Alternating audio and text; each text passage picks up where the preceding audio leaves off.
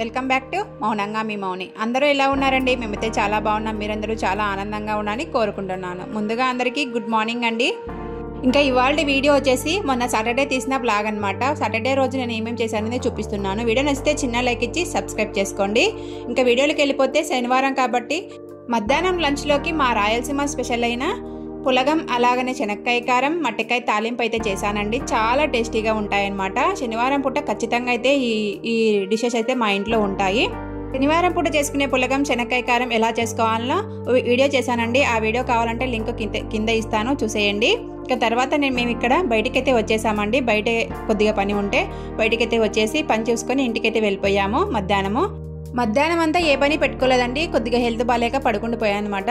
ఇంకా ఈవినింగ్ అయితే కొద్దిగా లేచేసి పిల్లలు వచ్చేసరికి ఇంకా కొంచెం స్నాక్స్ ఐటమ్ అయితే చేశానమాట. ఆ రోజంతా కూడా తుఫాన్ ప్రభావం వల్ల చాలా మబ్బులుగా ఉందన్నమాట. అసలు ఎండనే రావడం లేదండి. ఒక 3 days 4 days నుంచి చెమ్మగా ఉండి అంతా ఇండ్లంతా కూడా బాగలేదన్నమాట. ఇంకా చెమ్మగా ఉంది, వాతావరణం అంతా కూడా కూల్గా ఉందని చెప్పేసి నేను ఇక్కడ ఈవినింగ్ స్నాక్స్లోకి వచ్చేసి ఆనియన్ పకోడీ అయితే చేస్తున్నానండి. వెదర్ కూల్గా ఉన్నప్పుడు ఏ కాంబినేషన్ మనకు గుర్తుకొస్తుందంటే ఆనియన్ పకోడీ అండి. ఆనియన్ పకోడీ కానీ లేదంటే బజ్జీలు కానీ వేడివేడిగా ఇలాంటివన్నీ తినాలనిపిస్తూ ఉంటుంది కదా, స్పైసీగా. నేను అందుకోసం ఆనియన్ పకోడీ అయితే చేస్తున్నాను. ఆనియన్ పకోడీ కదా, వచ్చిందే కదా మనకు అని చెప్పేసి వెళ్ళిపోవకండి. వీడియోని పూర్తిగా చూసి ఒక లైక్ అయితే కొట్టి సబ్స్క్రైబ్ చేసుకోండి. వీడియో నచ్చితేనే సబ్స్క్రైబ్ చేసుకోండి. ఇంకా ఆనియన్ పకోడీని నేను ఎలా చేస్తానంటే, ముందుగా ఒక గిన్నె తీసుకొని అందులో మనకు కావాల్సిన శనగపిండి అయితే వేసేసుకోవాలండి. శనగపిండి వేసుకున్న తర్వాత మనం 3 ఆనియన్స్ అయితే ఇలా స్లైసెస్గా కట్ చేసుకోవాలండి. చిన్న స్లైసెస్ చాలా బాగుంటాయి అన్నమాట.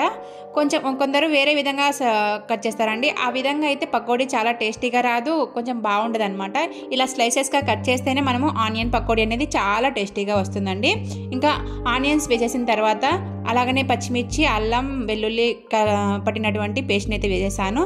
కొత్తిమీర, కరివేపాకు, పుదీనా అన్నీ బాగా కడిగేసి బాగా ముక్కలుగా సన్నగా కట్ చేసేసి వేసేసుకోవాలండి. పుదీనా వేస్తే ఇంకా చాలా టేస్టీగా వస్తుందండి ఈ ఆనియన్ పకోడీలో, ఎందుకంటే పుదీనా ఘాటుగా ఉంటుంది కాబట్టి. తర్వాత 1/2 tablespoon పసుపు, అలాగనే రుచికి తగినట్టుగా సాల్ట్, అలాగనే మనము పకోడీ అనగానే మనకు ముందుగా గుర్తుకొచ్చేది వంట సోడా అండి. వంట సోడా అయితే 1/2 tablespoon అయితే వేసేసుకోవాలి. వంట సోడా వేస్తేనే మెతువుగా గట్టిగా వస్తాయన్నమాట, చాలా టేస్టీగా ఉంటాయన్నమాట. ఇంకా తర్వాత అన్నీ కలిపేసి ఒకసారి పిండిలో మనం బాగా కలపాలన్నమాట. కలిపేసిన తర్వాత మనం కొద్దిగా వాటర్ వేసుకుంటూ, మనం ఎక్కువ వాటర్ వేసుకోకుండా ఒకటేసారి కొద్దిగా వాటర్ వేసుకుంటూ కలుపుకోవాలండి. అప్పుడే మనకు జారుగా కాకుండా మనకు కావాల్సిన కన్సిస్టెన్సీలో వస్తుందన్నమాట. ఎక్కువ వాటర్ వేసేసామనుకోండి ఇంకా జారుగా అయిపోతుంది, ఆనియన్స్ అంతా ఆయిల్ అంతా పీల్చేసుకుంటాయన్నమాట. అందుకోసం కొద్దిగా వాటర్ వేసుకుంటూ మనకు కావాల్సిన కన్సిస్టెన్సీలోకి మనం కలుపుకోవాలన్నమాట. ఎక్కువ వాటర్ వేసుకొని కలుపుకోవాకండి, బాగుండవు. కొంచెం అంత గట్టిగా వద్దు, అంత లూజ్గా వద్దు అనమాట. కొంచెం మీడియంగా కలుపుకోవాలి. అప్పుడే మనకు ఆనియన్స్ అనేవి ఆయిల్ పీల్చుకోకుండా నీట్గా వస్తాయన్నమాట.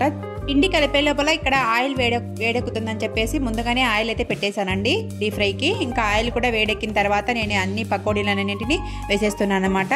మనం పకోడీని బుక్యాల్లాగా వేయకూడదండి. పకోడీ లాగానే వేయాలి. ఎలా అంటే బోండాల్లాగా వేయకూడదండి. మనం చేతులు నులుపుతూ ఉన్నట్టుగా వేసుకోవాలి. అప్పుడే మనకు పకోడీ అనేది నీట్గా వస్తుందన్నమాట. పకోడీ లాగా తయారవుతుంది, బుగ్గ్యాల్లాగా లేకుండా. మనం ఏ ఐటమ్ అయినా ఇలా డీప్ ఫ్రై ఐటమ్ అయితే బాగా వేడెక్కిన తర్వాత ఆయిల్ మనం వేసిన తర్వాత మీడియం ఫ్లేమ్లో పెట్టుకోవాలండి. అంటే లో ఫ్లేమ్లో పెట్టుకోకూడదు అనమాట. మీడియం ఫ్లేమ్లో పెట్టుకుంటే మనకు ఆ వేసినవన్నీ కూడా బాగా వేగుతాయి, లోపలి వరకు బాగా కాలుతాయి అన్నమాట, తొందరగా కూడా కాలుతాయి అన్నమాట. అందుకోసం మీడియం ఫ్లేమ్లో పెట్టి ఈ పకోడీని కాల్చుకుంటే బాగా నీట్గా కాలిపోతాయండి, చాలా టేస్టీగా వస్తాయన్నమాట. నేను ఏమి బియ్యం పిండి కానీ అలాగనే కార్న్ ఫ్లోర్ కానీ ఇలాంటి ఏమీ కలపలేదండి. ఓన్లీ శనగపిండితో మాత్రమే ఇలా చేస్తున్నాను.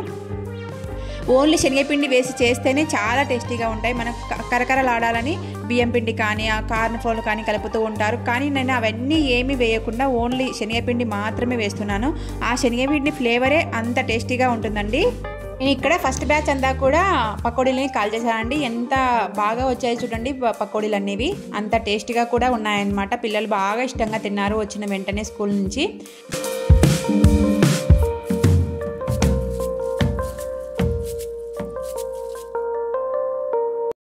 ఫస్ట్ బ్యాచ్ వేసాను కదండి, బాగా కాలిపోయాయి. ఇంకా నెక్స్ట్ బ్యాచ్ వేయడానికైతే రెడీ అయిపోయాను. ఇంకా బ్యాచ్లు వేస్తుంటేనే మనకు రెడీ అవుతాయండి ఈ ఆనియన్ పకోడీ అనేవి.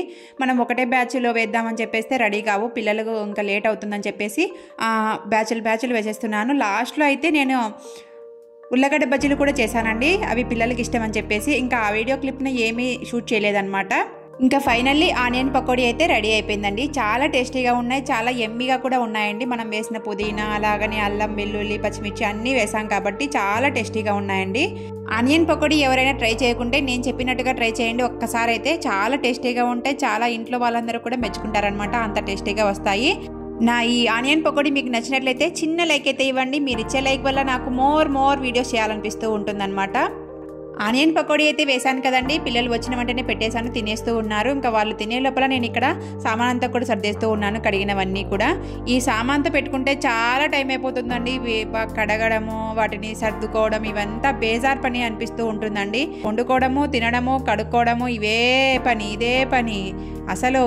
ఇంట్లో ఇంకా ఇలా చెమ్మగా ఉన్నప్పుడైతే ఇంకా బేజారు వస్తుందండి. కొంచెం ఎండబెట్టినప్పుడైతే బాగుంటుంది అనుకోండి.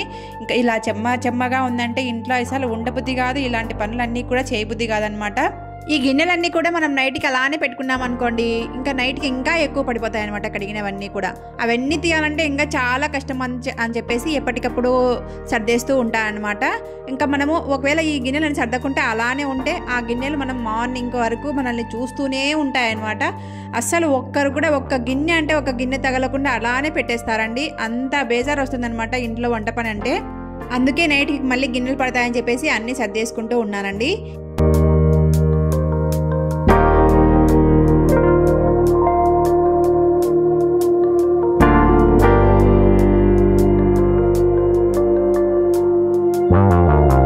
మీ ముందే ఆ గిన్నెలన్నీ కూడా సర్దేశాను కదండి, మళ్ళీ ఒక గిన్నెలు వచ్చి పడ్డాయండి. ఎక్కడంటే పిల్లల క్యారియర్ బ్యాగులు ఉంటాయి కదా, ఆ బ్యాగ్లో నుంచి మళ్ళీ వచ్చి పడ్డాయి. వాటిని అన్నింటినీ క్లీన్ చేసేసాను. ఇంకా క్లీన్ చేసిన తర్వాత నేను ఇక్కడ ఇల్లంతా కూడా కసువు ఊడుస్తున్నానండి. కసువు ఎంత ఊడ్చినా కూడా మనకు ఎప్పటికప్పుడు కసువు పడుతూనే ఉంటుందండి. పిల్లలు ఇంటి దగ్గర ఉన్నారంటే ఇంకా ఎక్కువ పడుతూ ఉంటుందండి, అంత కసువు వస్తుందన్నమాట. మనం మార్నింగ్ ఊడ్చేసామనుకోండి, మళ్ళీ ఈవినింగ్ అంతా మళ్ళీ కసువు ఖచ్చితంగా పడుతూ ఉంటుందండి, అంత కసువు వస్తుందన్నమాట. లోపలికి ఇల్లు ఉన్నా కూడా కసువులు దుమ్ము అంతా కూడా చాలా ఎక్కువగా వస్తుందండి, అంత కసువు వస్తుందన్నమాట. ఇంకా ఈవినింగ్ మనం కసువు ఊడ్చుకుంటున్నాం కదా, ఆ కసువునంతా ఊడ్చేస్తూ ఉన్నాను. తర్వాత దీపాలు పెట్టుకోవాలని చెప్పేసి ఇల్లంతా కూడా నీట్గా క్లీన్ చేద్దాం అనుకున్నాను. దుమ్ము ధూళి అలాగనే బూసి అక్కడక్కడ ఉందన్నమాట, అదంతా క్లీన్ చేద్దాం అనుకున్నా. కానీ ఈ తుఫాను ప్రభావం వల్ల ఏ పని చేయబుద్ధి కాలేదనమాట. ఇంకా చెమ్మగా ఉంటుంది కదా, అందుకని ఏ పని చేయబుద్ధి కాల, అందుకోసం అలానే పెట్టేశానండి. అంతా నీట్గా కసువు అంతా ఊడ్చేసుకుంటూ వస్తున్నాను అనమాట.